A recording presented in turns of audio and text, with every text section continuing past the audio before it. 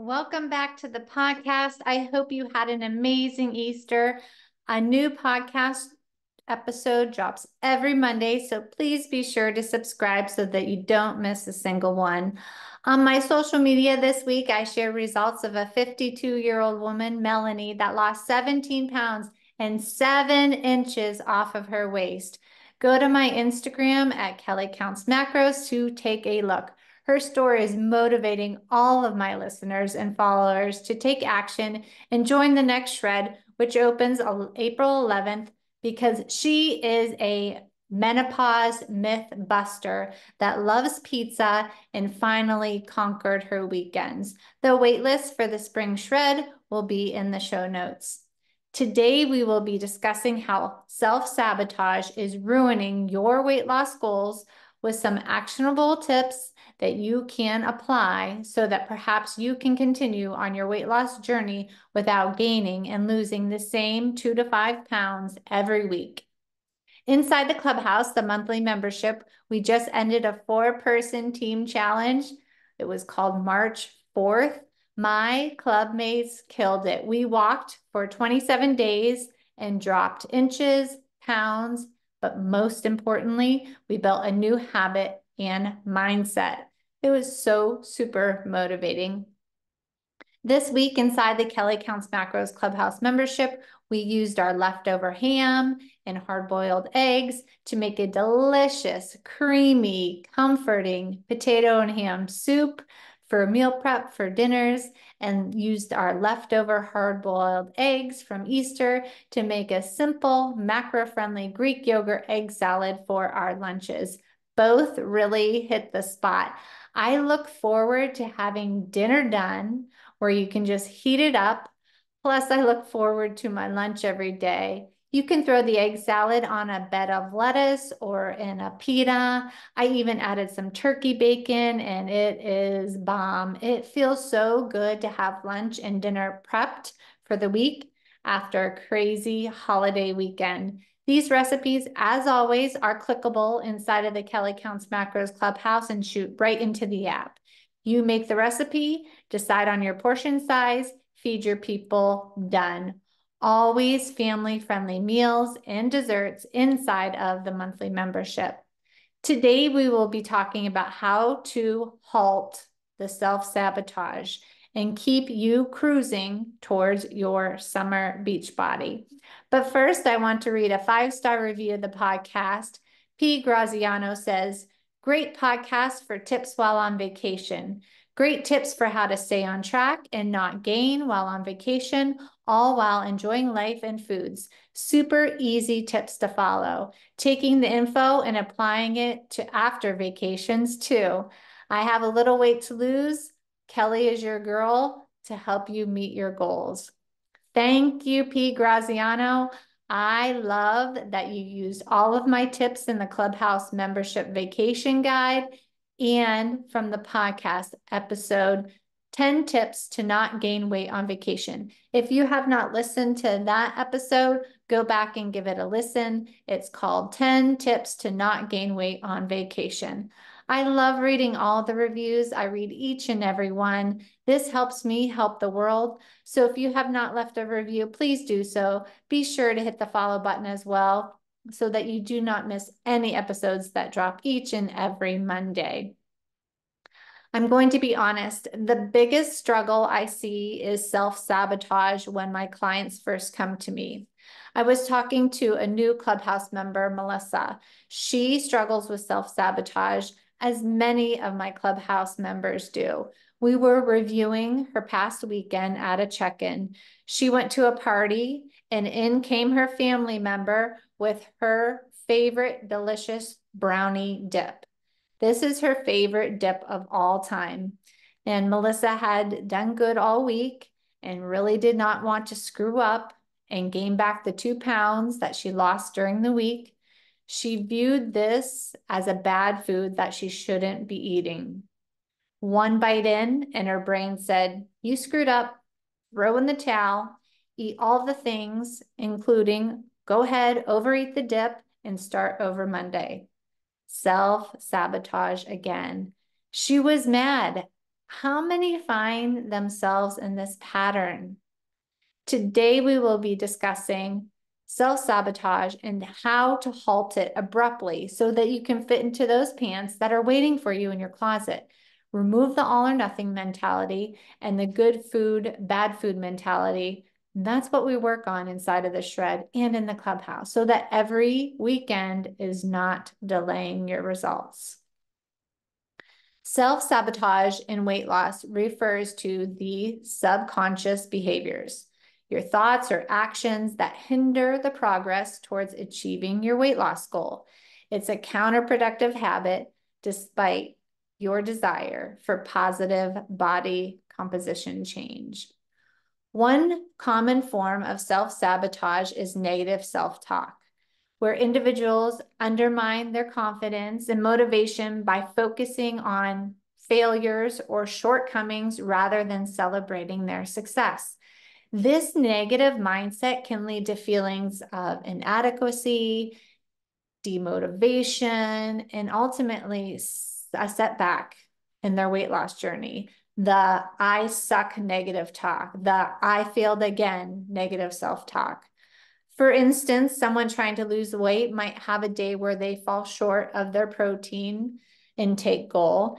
And instead of acknowledging the progress they made and the effort they put in, they may dwell on their perceived failure, thinking, I'm never going to hit my protein. This negative self-talk can spiral into feelings of frustration and defeat, making it harder to stay committed to your goals. So, to combat self-sabotage, it's essential to focus on the positives and reframe these negative thoughts into more constructive ones. This involves recognizing and celebrating small victories, no matter how insignificant they may seem, by shifting the focus from what went wrong to what went right. So, for example, instead of fixating on not reaching your protein for the day, you can acknowledge your effort and say, I'm going to hit my protein tomorrow. I was closer today. By removing the words like never and not from your vocabulary and focusing on what you did well, this will build your confidence. This will build your resilience, focusing on what you did well. So, example, my weekends used to be Friday, Saturday, Sunday. At first, I had control over Sundays, still not having Friday night or Saturday under control and thinking to myself, you suck. Why can't you conquer the whole weekend? Eventually, when I switched my self-talk, I was able to plan and pre-track the whole weekend, every weekend, and find my abs. But if I would not have changed my self-talk, I would still be stuck in this vicious cycle. So that is what we work on inside of the shred and the clubhouse, celebrating the wins, concentrating on self-talk. Let's talk to ourselves like we would our children, our best friend, or someone that we loved. Another way to combat self-sabotage is to embrace and enjoy the journey of fat loss. Often we get too fixated on the end goal. Perhaps you have the dieting mentality. When will this be over? When is the end date? Overlooking the importance of the process itself.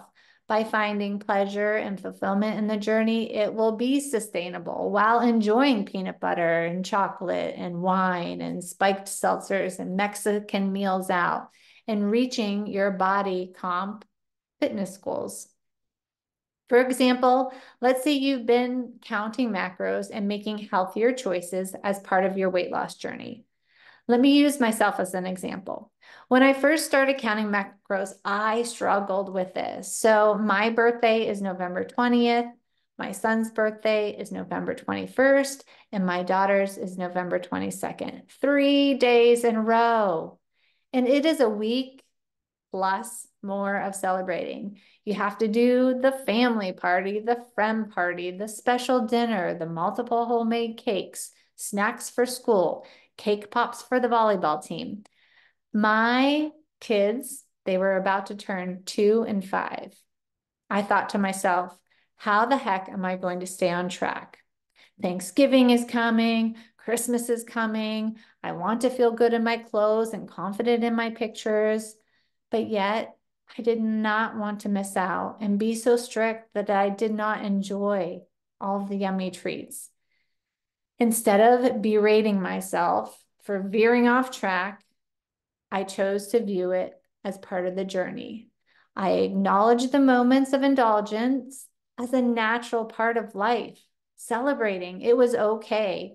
My chocolate chip cookie cake is showtime, and my homemade John Deere cake and Princess cake pops were delicious.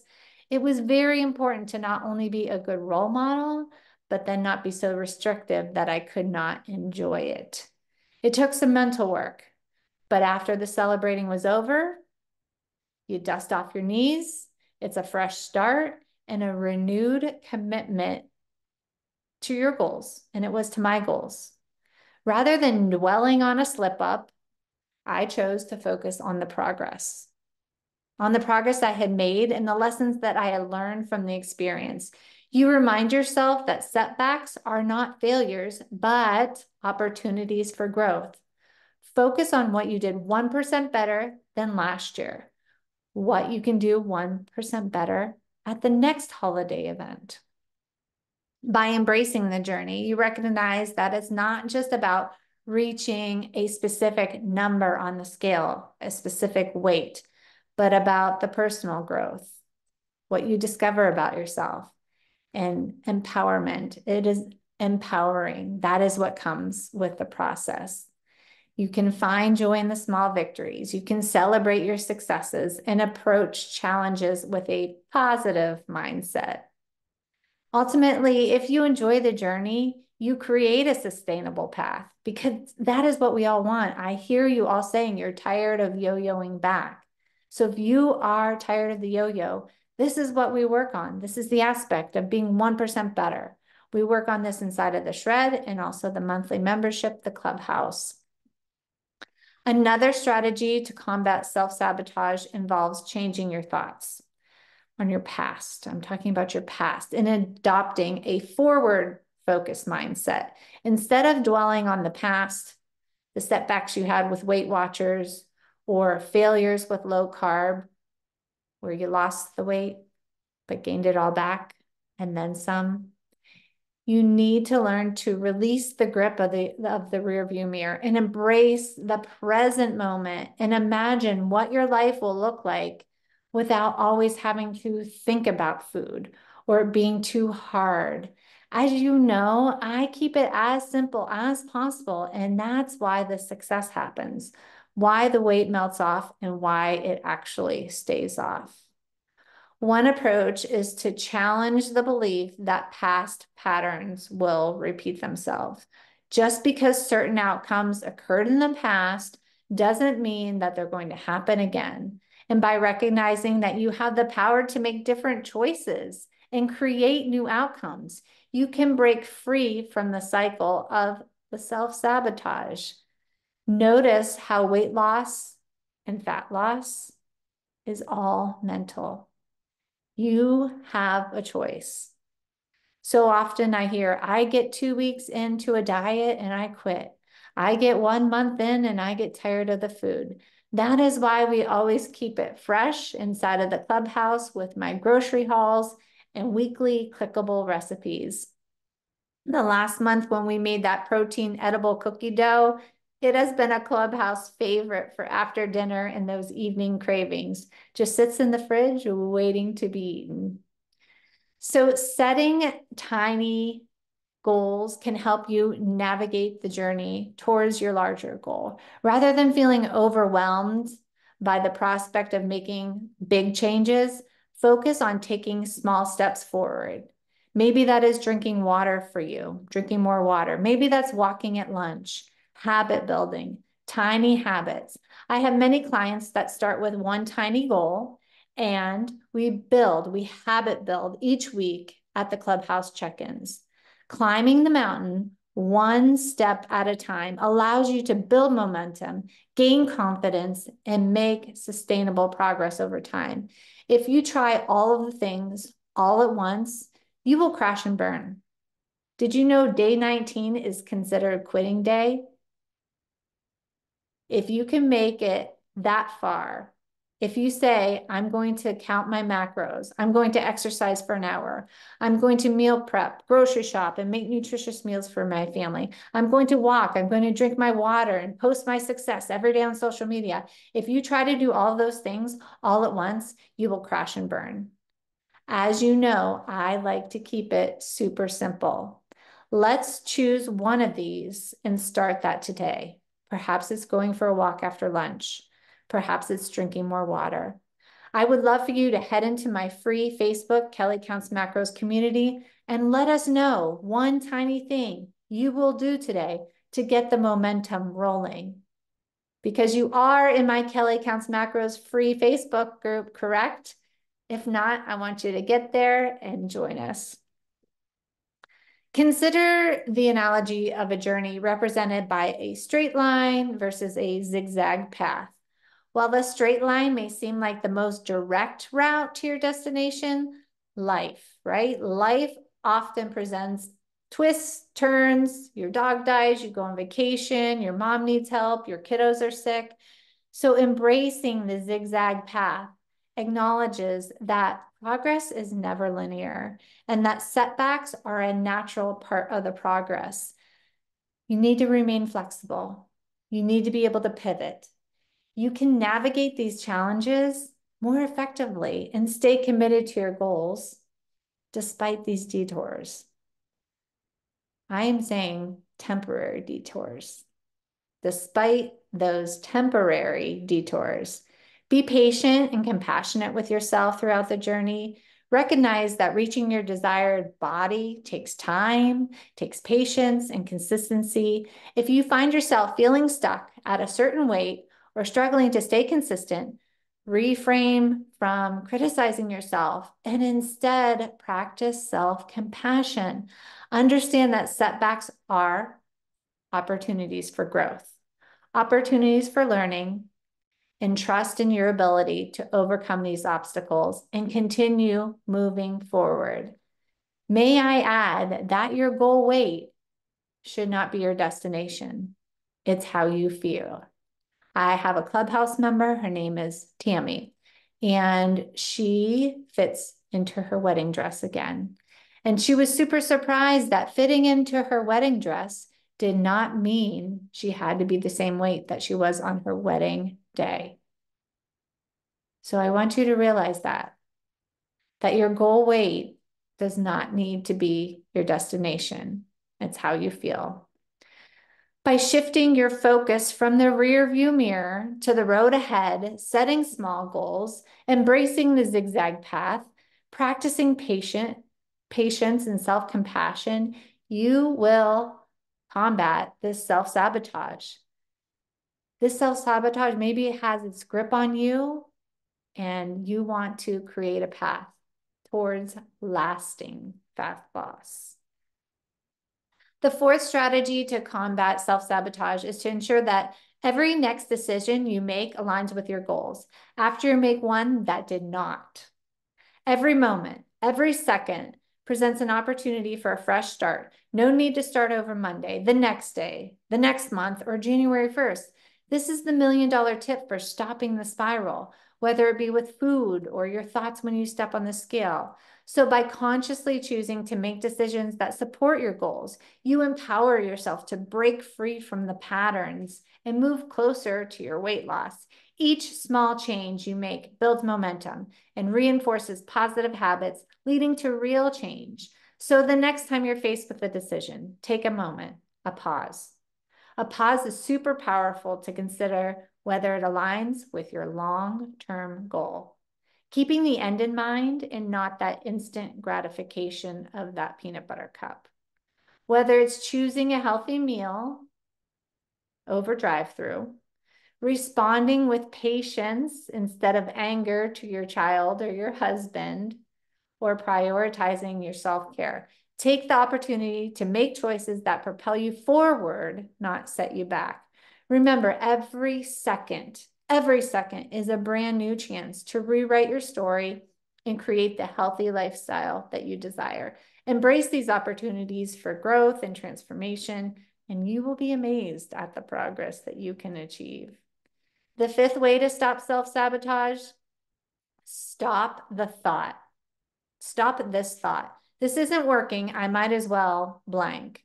Do you ever find yourself saying that? This isn't working anyway. I might as well eat a huge family-sized bag of peanut butter cups, house of pizza, finish it off with some wine and chips and guac. Do you find yourself saying that? This isn't working. I might as well quit. My most successful clients that lose weight to reveal toe muscles move forward even when they think it's not working. Stopping the thought pattern of this isn't working, I might as well, is crucial to overcoming self-sabotage. Many people find themselves in this mindset when faced with challenges or setbacks on their weight loss journey to reach their goals. My most successful clients who have achieved their weight loss and fitness goals understand that perseverance is key. They don't let these temporary setbacks derail their progress or cause them to revert to old habits. How many of you find yourself reverting back to old habits? Instead, they stay focused on the long-term goal and continue to take positive actions, even when they face obstacles along the way. So the very next time you catch yourself thinking this isn't working, remind yourself of how far you've come and the goals you're working towards, instead of giving into that self-doubt or your frustration. Recommit to your journey and trust in the process. Remember, every tiny step forward, no matter how tiny, brings you closer to your ultimate success. Self-sabotage and the way we view the word diet, particularly when used as a verb or a noun. Now, let me elaborate on this. Let me try and make sense of this. When we think of dieting, we often associate with restrictive eating habits aimed at achieving short-term weight loss goals. We don't want short-term results. My approach, the way that I coach, is sustainable. Okay. The other way is unsustainable and can lead to negative outcomes in the long run, such as unhealthy relationship with food, which is what I see so much and I see on my intakes. Or perhaps when we use it as a noun, like this definition: a special plan of food which one restricts oneself to lose weight. I hate to say it, but such as meal plans that other coaches love to give out that are not sustainable. No one wants to eat chicken, tilapia, rice cakes, sweet potatoes for the rest of their lives. Using the word diet in those ways, it sounds yucky, it sounds restrictive, and not using that word in that way will benefit our next generation, which is where my heart is. So instead, using the word as a noun, meaning the kinds of food that a person or an animal eats, use it in that way. Instead, we should focus on adopting balanced eating habits that support our overall well-being and lifestyle. So this means fueling our bodies with nutrient-rich foods, practice mindful eating, and finding a balance of fun foods and whole foods that work for us. So using diet as a verb implies a temporary or restrictive approach to eating, which can form unhealthy attitudes and behaviors around food. By reframing our mindset and language, we can shift towards a more positive and sustainable approach. Donuts are not bad. Apples are not good. Remove the good food, bad food mentality. So let's redefine diet as a noun, simply referring to it as the sum of food consumed by a person or animal. This definition allows us to focus on nourishment, enjoyment, overall health, rather than restrictive rules or peanut butter cups and alcohol being off limits.